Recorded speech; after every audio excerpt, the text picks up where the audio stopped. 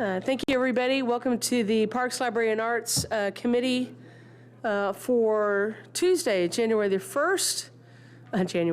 June the 1st. It feels like a new year every year. Happy Pride Month, everybody. We have present Chair, myself, Van Reese, Bradford, Hancock, Hauser, Henderson, Vice Chair Stiles, and Syracuse. Am I missing anybody? Fantastic. First on the agenda is Resolution RS 969. It's from Toombs, Van Reese, Welsh, Suara, Gamble, and Porterfield.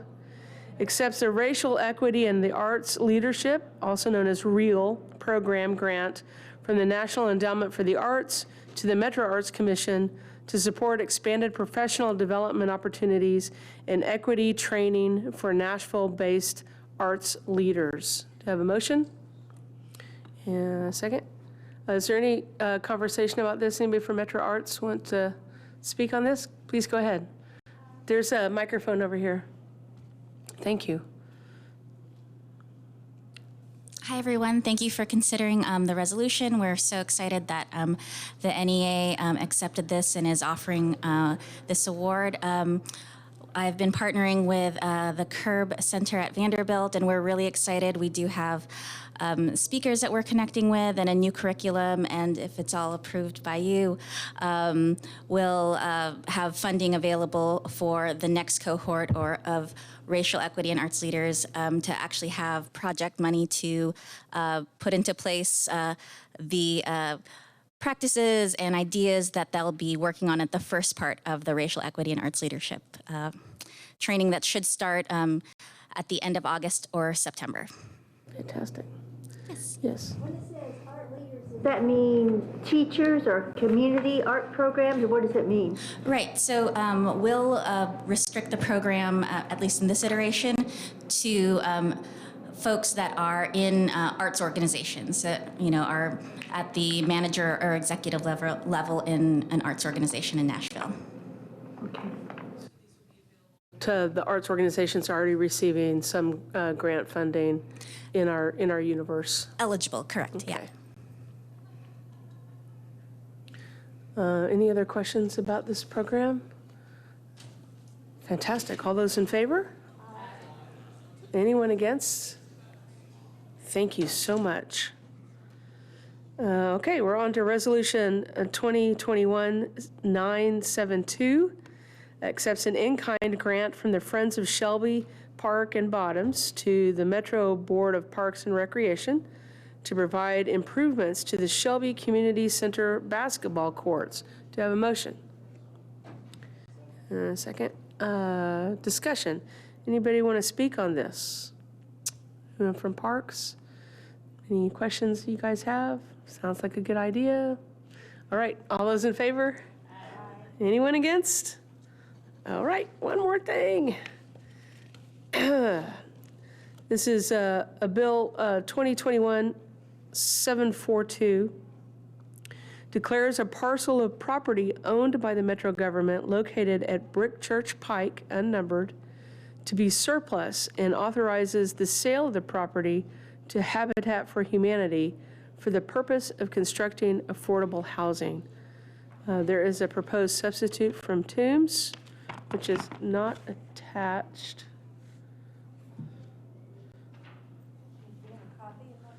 Do you have a copy?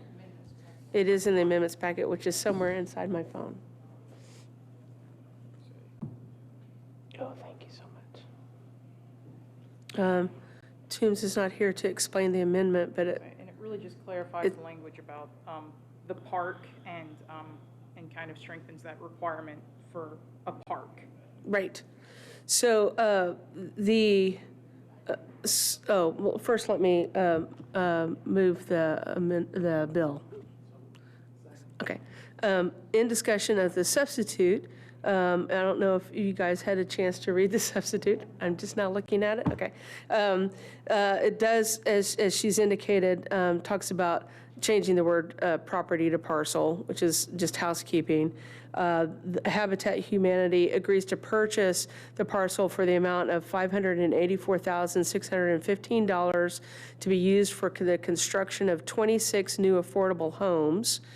And it will develop 6 acres of the property as a usable park with walking trails and other amenities, including future adjacent expansion space, and will deed the park space to Metro for the use and benefit of the Metropolitan Board of Parks and Recreation. There's also some help to the ballpark that's there as well. So with that, I know that there are some folks here from Habitat. If you'd like to speak toward your intent on the parcel and your understanding as it relates to the park that's been added to it. Thank you for that opportunity. I'm Danny here with Habitat for Humanity. The 11.7 acres, parcel 70, would be acquired with, again, almost half of it being deeded back once the property has been built into a metro park under their specification and guidelines. And then also part of that land would be also used for 26 affordable homes. Along with this, we want to do a major renovation to the historic ball fields, Parkwood Community Club, which have been there since the 1960s, and just been a wonderful addition to the community. So we've been very fortunate to have met with Parkwood Community Club Board of Trustees, and they're very supportive, as has been the Haynes Trinity Manor Neighborhood Association, and have built, again, everybody's support to do this moving forward. Thank you. I know that there's been other opportunities for people to donate parcels to Metro Parks, and they're concerned about making sure they have the ability to maintain them. Does your relationship with them also include some maintenance, or what was that conversation like? Great question. And again, until we actually are approved to acquire the property, we've really not set up a formal meeting.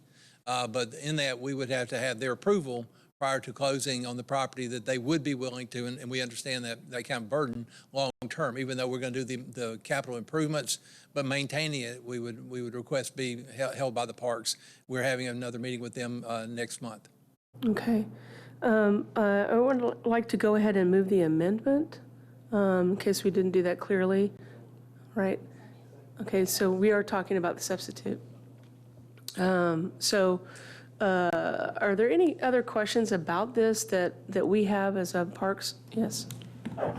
Chair, is there somebody here from the Parks Department?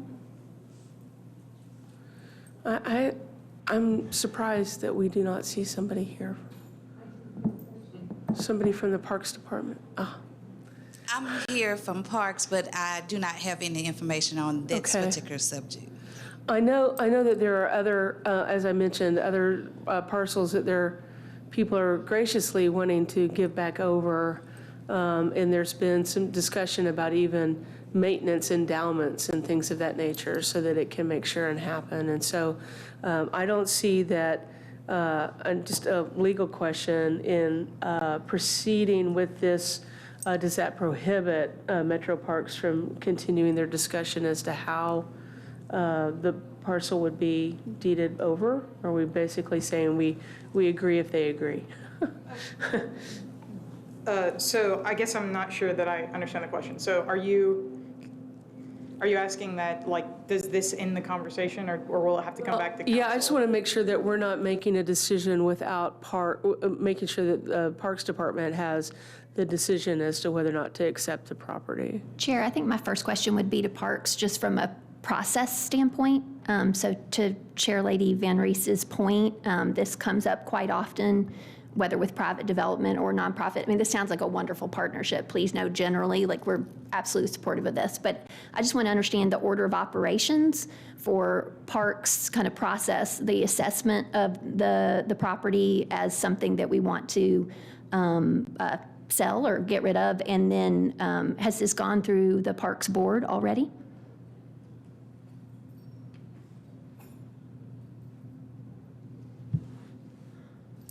As far as I know, this one has not come across the Parks Board, has not been the Parks Board, because our acquisition committee or our Greenways person would have been here today, and she's not here. So I can just follow up and see if this one has come across Parks Board, but it doesn't sound like this one has been, from what I can remember. It hasn't been.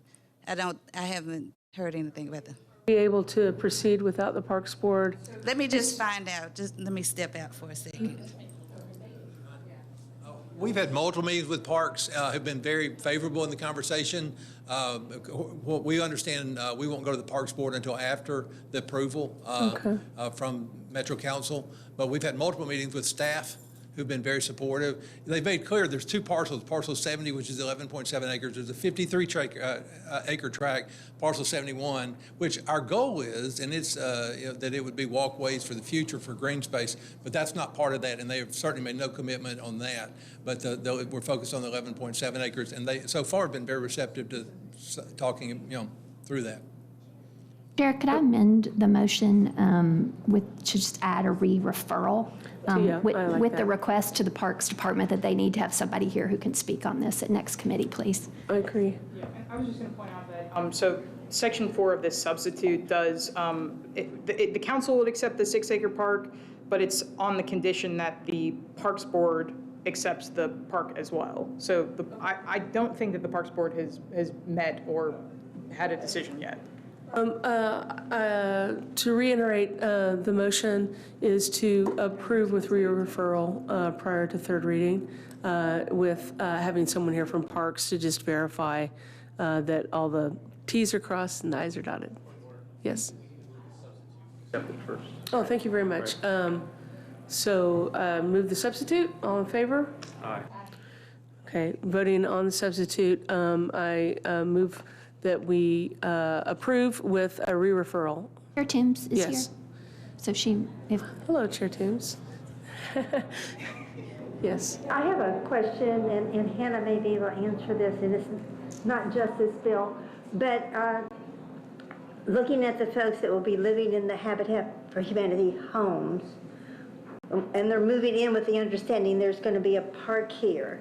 Is there anything legally that would make that continue to be a park? I'm just thinking if like 20 years down the road, a Metro got into a bind and we thought we could sell off this piece of property and put something else there. Is there a way to protect that property so that those homeowners would always have a park next to them? I don't know, I'm just asking as a, not necessarily just to stop this, but just as a question. So this would be a deed restriction, but I'm not sure that it would be required to be a park in perpetuity. I don't know if you all know that that's. But you know what I mean? If you've moved in, assuming there's always going to be a park next to you, and all of a sudden there's a 45-story building that dramatically would change your neighborhood. I don't think that there's a way to require that. I mean. I think your question could be addressed directly to the Parks Board to see if there's some conditions they want to place and whether or not their attorney believes what they can or cannot. I understand. A farm or whatever you can. So we have a motion on the floor. Chair Toombs is present, so if she'd like to speak on this, I want to give her the chance. But we're just wanting to go ahead and make the motion to approve, but to re-refer so that we can hear from somebody from the Parks Department in regard to their intent on accepting and conditions. Did you have anything else to add based on your substitute?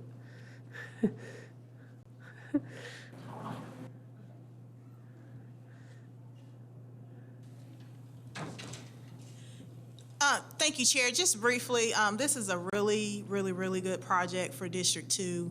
Not only is it adding 26 new affordable homes for sale, it is adding much needed park space to the district. We don't have a lot of green space.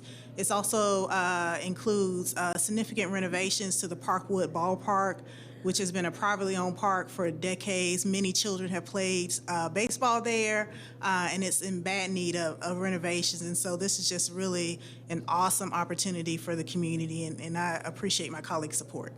Fantastic. I think we're all in agreement. It's a great idea. We just want to make sure that someone from Parks has some knowledge of it to refer to us. And so the motion on the floor again is to accept with re-referral on third reading back to the Parks Committee. Do I have a second on that? Okay, all those in favor? Aye. Anyone against? Fantastic. Thanks. That concludes our happy meeting. Thank you so much.